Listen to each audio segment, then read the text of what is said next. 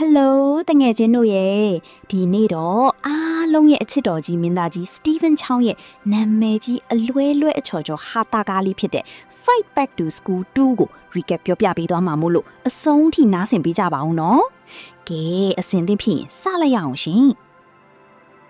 ပထမကားမှာចောင်းသားဖြစ်ဟန်ဆောင်ပြီးအမှုလိုက်တာအောင်မြင်သွားလို့အကြီးကျယ်ယာရုတက်တော့မယ်ဆိုပြီးစိတ်ကူးရင်နေတဲ့ကျမတို့ရဲ့ Star Chow Stephen Chow တယောက်တကယ်တမ်းကျတော့ရင်ထင်းရဲဖြစ်သွားရပါတယ်ရှင်။ဆိုင်ကယ်ကြီးစီးပြီးလမ်းပေါ်မှာဒုက္ခရောက်နေတာပေါ့။ဒါပေမဲ့သူ့ရဲ့ဆရာသမားဦးလေးကြီးတက်ကတော့ကံကောင်းပြီးအထူးစုံစမ်းရေးအဖွဲ့ Crime Unit မှာယာရုတိုးသွားတယ်လေ။အဲ့ဒီချိန်မှာနိုင်ငံတကာအကြမ်းဖက်သမားတွေကဟောင်ကောင်က High School တစ်ကျောင်းကိုစီးနင်းဖို့ကြံစီနေတဲ့သတင်းထွက်လာတာပဲ။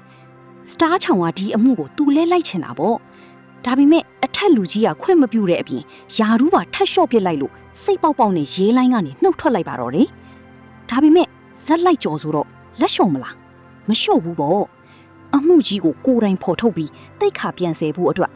မိမတော်မယူရသေးတဲ့စီးဆက်ထားတဲ့ရီးစားလေးစီကမင်္ဂလာဆောင်ဖို့စုထားတဲ့ပတ်စံတွေကိုချုံ့မို့လိန်ယူပြီးចောင်းသားပြန်လုပ်ဖို့ပြင်ဆင်ပါတော့တယ်။တကယ်လူလေးလေးနော်။အဲ့ဒီလိုနဲ့ Star Chow တယောက်နိုင်ငံတကာကျောင်း International School တစ်ခုကိုကျောင်းသားတဲ့အဖြစ်ရောက်သွားပြန်ရော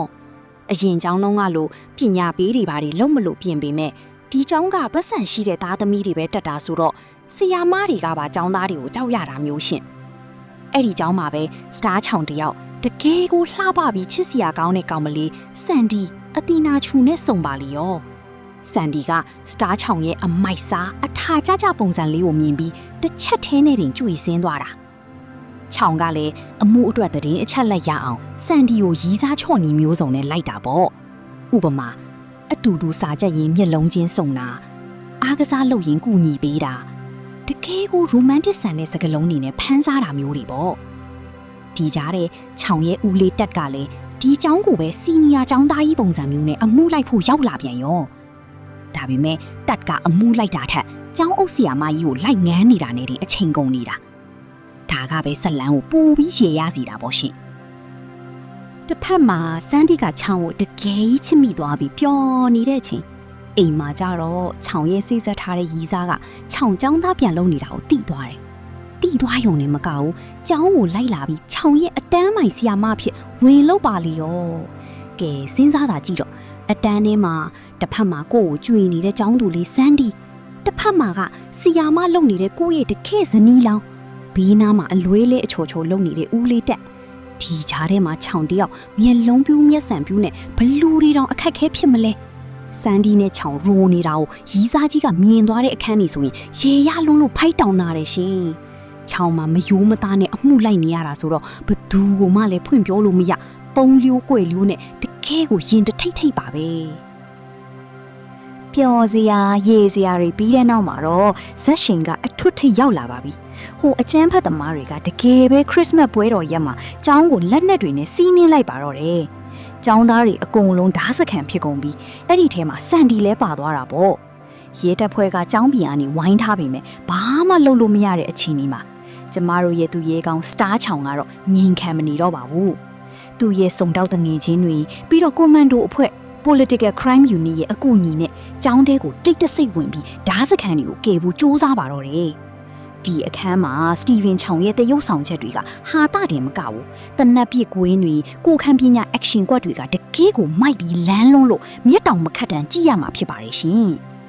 နောက်ဆုံးမှာတော့ဦးလေးတက်ရဲ့ဦးကြောင်ကြောင်ကူညီမှုတွေတကယ်တော့နှောက်ယှက်တာဟင်းချောင်ရဲ့ပြတ်သားတဲ့တိုက်ခိုက်မှုတွေကြောင့်အကျန်းဖတ်သမားအကြီးအကဲကိုအောင်မြင်စွာနှိမ်နင်းနိုင်ခဲ့ပြီးကျောင်းသားတွေအားလုံးကိုဘီးကင်းကင်းကယ်ထုတ်နိုင်ခဲ့ပါတယ်အမှုလဲအောင်မြင်အောင်လိုက်နိုင်ခဲ့ပြီဆိုတော့ Star Chow တယောက်ရဲလိုင်းမှာယာထူးတွေပြန်တက်ပြီးမျက်နှာပွင့်သွားတာပေါ့ဒါပေမဲ့တငယ်ချင်းတို့ရင်နာစရာကောင်းတာကစန်ဒီလေးပါချောင်ကရဲအရာရှိမှန်းပြီးတော့ဇနီးလောင်းရှိပြီးသားမှန်သိသွားတဲ့အချိန်မှာစိတ်မကောင်းဖြစ်သွားပေမဲ့လေချောင်ရဲ့ကယ်တင်မှုကိုကြီးစုတင်ပြီးသူတို့နှစ်ဦးချားကတန်ရောစင်ကိုလှလှပပလေးပဲအဆုံးသတ်လိုက်ပါတော့တယ်ချောင်ကလည်းသူ့ကိုပတ်စံထုတ်ပေးခဲ့တဲ့ရီးစားချောလေးနဲ့ပြန်အဆင်ပြေသွားပြီးပျော်ရွှင်စရာစက်သိန်းလေးဖြစ်သွားခဲ့ပါတယ်ရှင် Fight Back to School 2ဟာပထမကားတက်ဆိုင်ရင်အချစ်အလွဲလေးတွေတဝန်တိုတဲ့အကွက်လေးတွေကိုပို့ထည့်ထားတော့ပိုပြီး romantic ဆန်တယ်လို့ Steven ချောင်းရဲ့အမြဲတမ်းစမ်းသစ်နေတဲ့ဟာတညံကိုမျိုးမှုတွေကိုအပြည့်အဝခံစားရမှာဖြစ်ပါတယ်။အထူးသဖြင့်မင်းသမီးလေးအတီနာချူရဲ့နှုတ်ပြိုပြီးချစ်စရာကောင်းတဲ့သရုပ်ဆောင်ချက်တွေကဒီကားရဲ့တရဖူပဲလို့ပြောရမှာပါ။ကဲအခုလို Fight Back to School 2ရဲ့အလွဲအချော်ဟာတာ movie recap လေးကိုသဘောကျနှစ်သက်တယ်ဆိုရင် like share နဲ့ subscribe လေးလုပ်ပေးဖို့မမေ့ပါနဲ့ဦးနော်